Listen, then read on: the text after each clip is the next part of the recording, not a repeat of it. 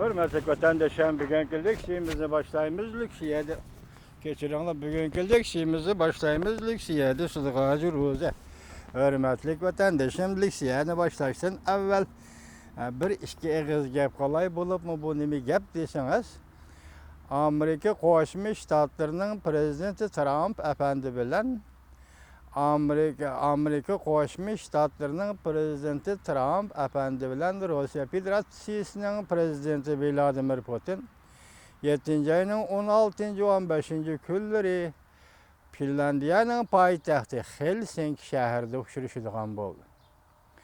Ben buna da bir işe hayranım. Mesela alaylı akşam saat 5'ten 41 minut ötkende Washington şarq vakti saat 5'ten 41 minut ötkende Şangan Sumru televiziyasida söhbetge teklif kılıngan muhbirinin söhbeti teklif kılıngan bir hanzu yaş yoki bir Xitoy yaş nima dedi deseniz Prezident Trump efendi Rossiyanın Krimiyani besib olganligi yoki qaytirib kelganligi to'g'ri ish.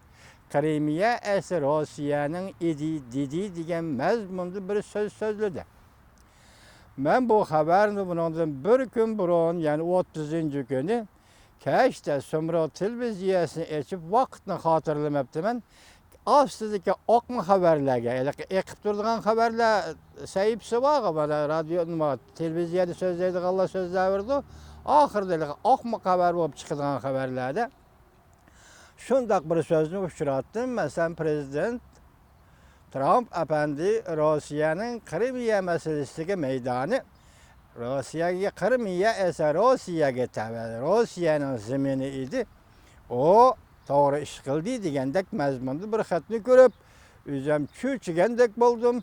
Shundan keyingi so'zlagan leksiyada sizlarga so'zlagan leksiyada shuni ko'rish, shuni so'zlashim kerak edi. Lekin ishonmadim, ishonmay oxirgi hisobda mana bugun sizlarga aytib o'taman. Tunugun Washington vaqt soat 5'ten 41 minut o'tganda Prezident Trump'ning Rossiyanın Krimiyani besib olishiga qaytirib olishi to'g'ri va yo'lliq. Chunki Krimiya Rossiyanın zemini edi degan gap.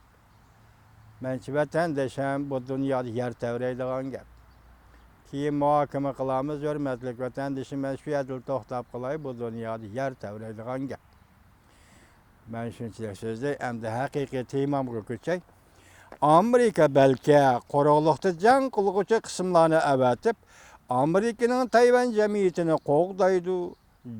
Jungo bu xabarni anglabla norozilik bildirdi. Mavzuli xabar 6. ayning 30. kuni Amerika ovozining Xitoy til programmasi e'lon qildi. Xabar bunday boshlandi. Xabarlarga asoslanganda Amerika Qo'shma Shtatlari davlat mahkamasi Amerika Qo'shma Shtatlari dengiz armiyasi quruqlikda jang qilguvchi qismlarni avatib, bino qurilishini yangi qurilgan Amerikaning Tayvan jamiyatini qo'g'daydi. Bu Amerikaning amaliyotda Tayvanda qurilgan elchixona ish boshqarish o'rnidir.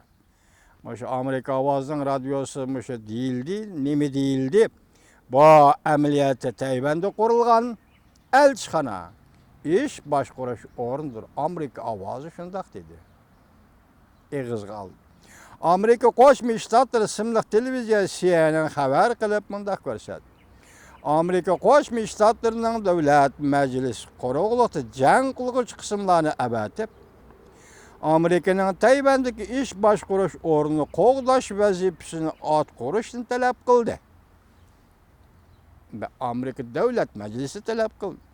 Navbatda maslahatlashish davlat mahkamasining diplomatiya bexatarlik organi bilan maslahatlashish davlat mahkamasining diplomatiya bexatarlik organi bilan Amerika dengiz armiyasi quruqlikqa chiqib jang qilguvchi qismlar o'rtasida elib berilyapti. Maslahatlash. Diqqat vatandosh. Amerika Qo'shma Shtatlarining chet elda turishlik bosh elchixonasida qo'g'dash vazifasini an'ana jihati Amerika Qo'shma Shtatlar dengiz armiyasi quruqlikka chiqib, jang qilguvchi qismlari vaddiga oladi. Lekin Washington bilan tabiiy o'rtasida nom jihatda haqiqatan bosh elchi darajalik munosabat yo'q edi.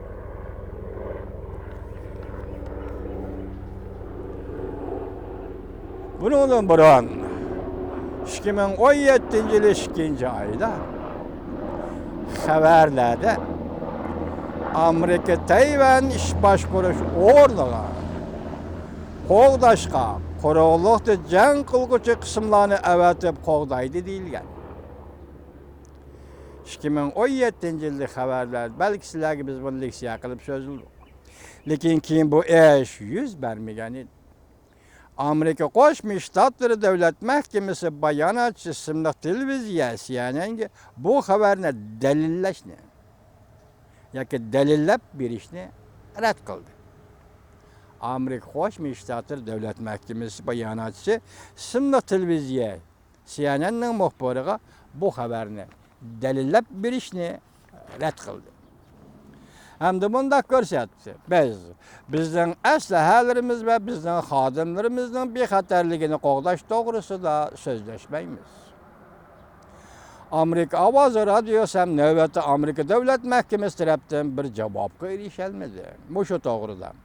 Lekin haftaning 5-kuni muxbirlarni kutib olish yig'inida Jungo Tashqi ishlar ministrligining bayonotchisi Lukan bu xabar to'g'risida so'ralgan savollarga javob berganda qattiq javob qaytardi. O Amerika Qo'shma Shtatlarining ehtiyotchanlik bilan ish qilishini talab qildi. Bayonotchi Lukan mundaq ko'rsatdi. Bir jungo siyosati Amerika jungo munosabatining siyosiy asosi.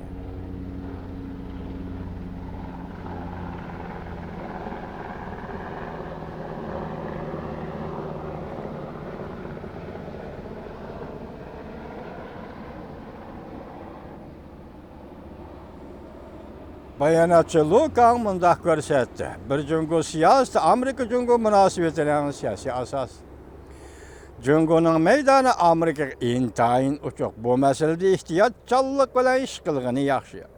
Amerika jungo munosabatining vaziyatiga ta'sir qilishdan saqlanish lozim. Yana bir xabar. Amerika Qo'shma Shtatlar Osiyo Tinch okean ishlari bo'yicha yordamchi davlat ishlar kotibi 7 oyning oxirida pensiyaga chiqadiganligini jakardi. Mavzuli xabar 7 oyning 1-kuni Amerika ovozining Xitoy tili programmasi e'lon qilindi. Xabar bunday boshlandi. Washington Amerika Davlat Mahkamasining bayonotchisi Navrat mundaq ko'rsatdi. Amerika Qo'shma Shtatlari Osiyo Tinch okean ishlari bo'yicha yordamchi davlat ishlar kotibi Susan Toronto 7 oyning oxirida iste'fo berdi. Bayonotchi Navrat mundaq ko'rsatdi. Biz uning 25 yildan beri vazifa o'taganligiga, jumladan dunyoning har qaysi joylarida xiris xarakterlik vazifalarni o'taganligiga rahmat aytamiz. Inkas, mushu xabar to'g'risi Inkas birinchi. Bu kishining xizmatidan ayrilishi Amerika, Rossiya, Jungo 3 davlatning yangicha so'g'oq munosabatlar urushiga davrga kirganligini va Amerikaning Jungoni kapitalizmlashtirib, siyosiy demokratiyalashtirishni ilgari surish orzu umidining yemirilganligini ko'rsatib berdi. Diqqat qiling bunga. Bu kishining xizmatidan ayrilishi Amerika, Rossiya, Jungo 3 davlatning yangicha so'g'oq munosabatlar urushi davriga kirganligini va Amerikaning Jungoni kapitalizmlashtirib, siyosiy demokratiyalashtirishni ilgari surish orzu umidlarining yemirilganligini ko'rsatib berdi. Inkas 2. Bu ayol qizil mom yeydigan Kesingirning o'quvchisi. Inkas 2. Bu ayol qizil mom yeydigan Kesingirning o'quvchisi.